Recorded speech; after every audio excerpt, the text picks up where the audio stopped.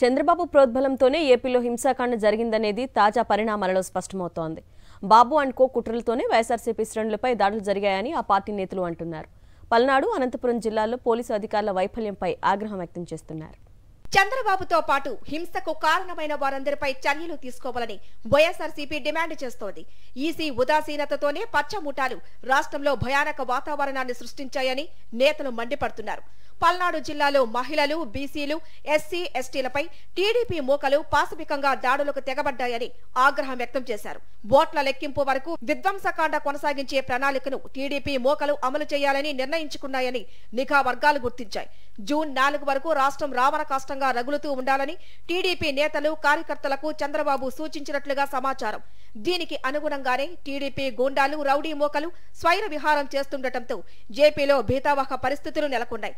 రాజకీయ ఒత్తిళ్లకు తలగ్గిన ఎన్నికల కమిషన్ ఈ దాడుల పట్ల నిర్లక్ష్యంగా వ్యవహరించడంతో పరిస్థితి మరింత దిగజారింది.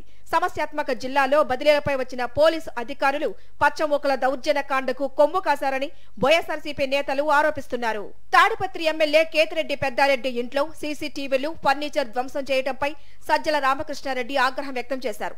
దాడిపై ఈసీకి ఫిర్యాదు చేస్తామని చెప్పారు. దౌర్జన్యానికి దిగి హింసాకాండ క్రియేట్ చేసి భయోత్పాతం క్రియేట్ చేయడం, దాంట్లో నుంచి ఏదైనా లాభం పొందాలని చూడడం ఏదైతే ముందు నుంచి టీడీపీ నేచర్ ఉందో ఇక్కడ కూడా అదే కనపడుతుంది. సీసీ కెమెరాలు ఉండేదే ఎవరైనా నేరం ఏదైనా జరిగితే దాన్ని పట్టుకోవడానికి ఉపయోగపడాల్సినవి.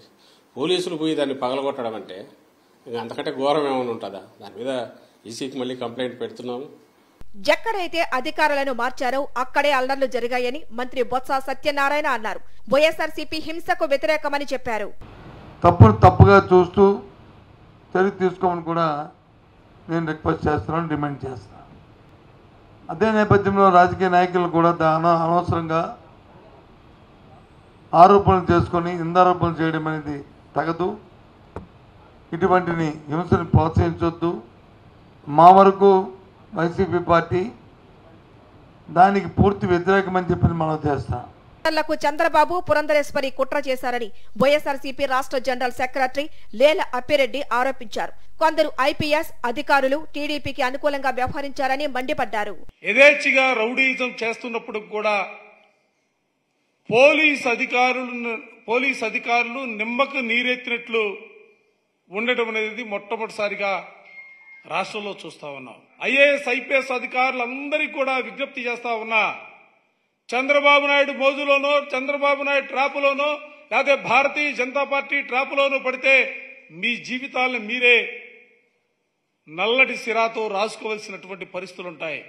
ఎన్నికల తర్వాత తమ పార్టీ నాయకులు, కార్యకర్తలపై దాడులు పెరిగాయని వైఎస్ఆర్సీపీ లీగల్ సెల్ నాయకులు ఆరోపించారు. విజయవాడ పోలీసు కమిషనర్ పిహెచ్డి రామకృష్ణను కలిసి వినతిపత్రం అందించారు. కొంతమంది పోలీసు అధికారులు ఏకపక్షంగా వ్యవహరిస్తున్నారని సిపి దృష్టికి తీసుకువెళ్లారు. వైఎస్ఆర్సీపీ నేతలపై కేసులు పెట్టి వేధిస్తున్నారని వివరించారు. మేము స్పెసిఫిక్ గా మీకు ఎక్కడెక్కడ ఏ ఇబ్బందులు, ఏ కేసులు ఉన్నాయో చెప్పమన్నారు. అన్ని కేసులు కూడా వివరించాము. అన్ని కేసులు 32 కేసులు కట్టాము. 32 కేసులు కూడా పునఃపరిశీలిస్తామన్నారు.